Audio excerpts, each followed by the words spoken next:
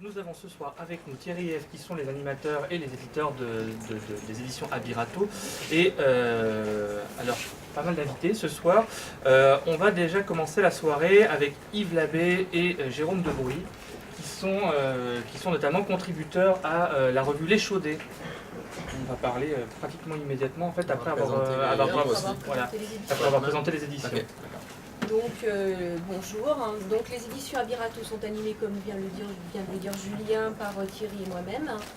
Le nom même des éditions Abirato, c'est une locution latine qui veut dire par un mouvement de colère, et par conséquent ce nom, cette appellation, n'a pas été choisi par hasard. Ça veut dire qu'elle induit une notion de révolte, de contestation, de constat du monde, d'une société qui ne va pas forcément bien, et toujours l'idée quelque part de la transformer ou de contribuer par nos faibles moyens à transformer cette société. Donc pour ça, nous avons, on va dire que nous sommes des éditeurs en colère, et pour ça, nous avons trois lignes directrices dans nos éditions. Une ligne de critique sociale, d'essais politiques, d'essais de critique de façon générale, et qui est une ligne qui existe depuis longtemps. On a également une ligne plus purement poétique, notamment une collection qui s'appelle Abirature, qui est née en 2008. Et nous avons également une ligne qui va être une ligne d'essai plutôt sur le comics, enfin juste un livre bientôt en préparation.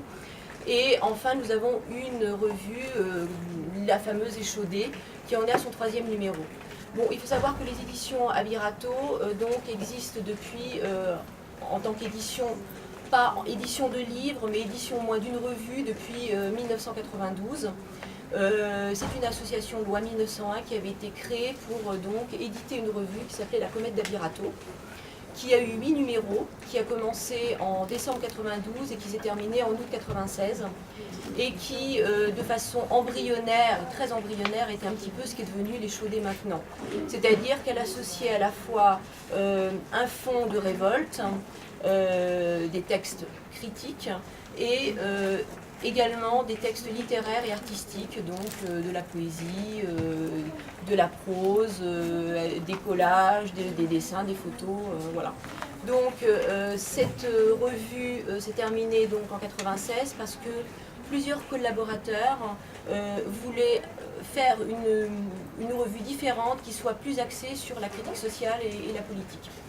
Donc, il faut savoir qu'au cours de la Comète, on a également quand même déjà publié des livres, mais simplement sous forme de brochures.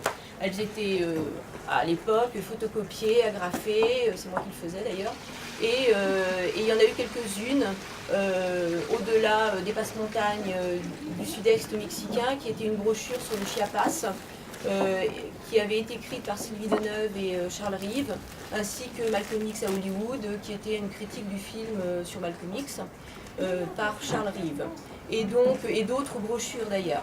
Donc ensuite est née, on va dire, au moins par rapport à l'expérience de la Comète d'Abirato, une nouvelle revue, qui était une revue vraiment politique et de critique sociale, qui était l'Oiseau Tempête, mais qui n'était pas du tout éditée par Abirato.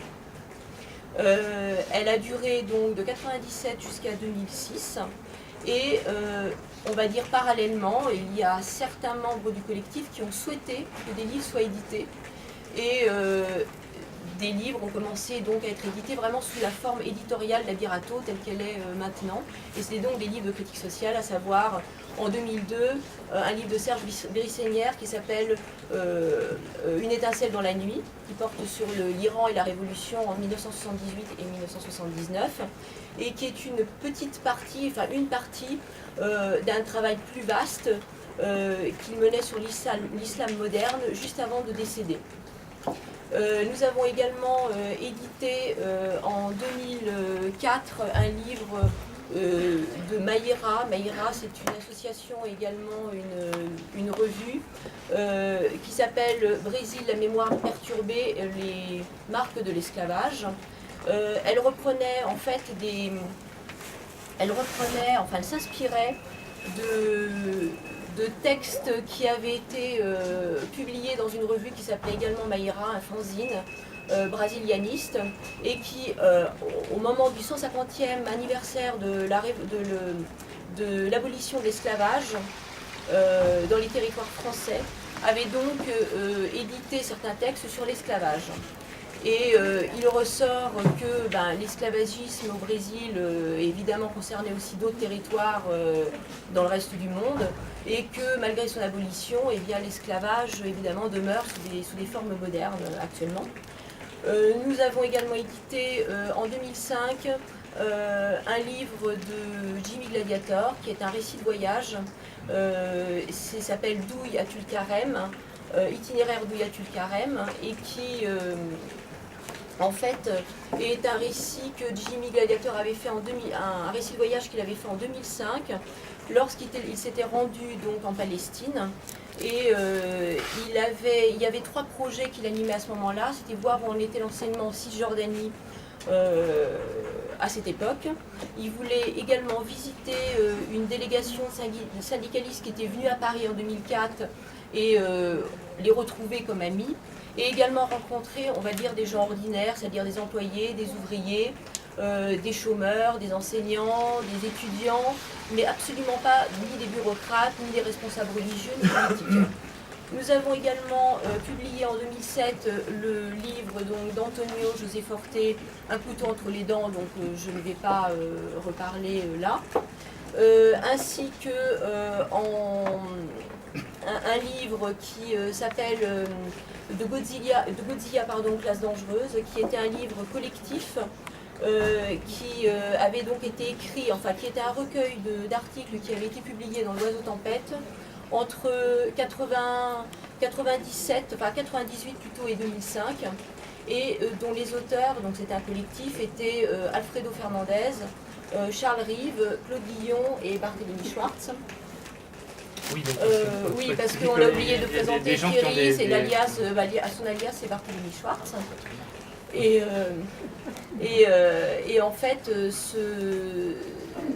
de Godzilla aux classes dangereuses s'intéressait en fait au développement autoritaire de l'État démocratique que nous connaissons, et enfin, tout particulièrement dans un état de crise en fait.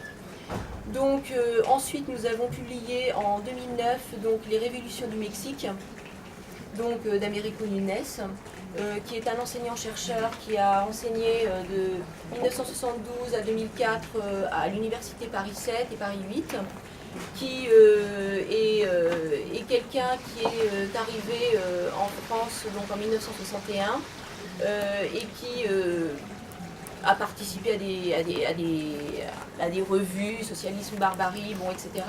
Mais surtout, je vais dire qu'il s'est particulièrement intéressé aux mouvements sociaux et aux utopies, à la fois au Mexique, en Europe, au XIXe siècle et au début du XXe siècle. Donc, les révolutions du Mexique, pourquoi au pluriel? Parce qu'il n'y a pas eu une révolution au Mexique, mais plusieurs révolutions. Les révolutions des classes moyennes, des vaincus, à savoir les paysans mexicains, les vainqueurs, les bureaucrates, etc. Donc voilà ce que nous avons édité au niveau de notre ligne, on va dire, de critique sociale et politique.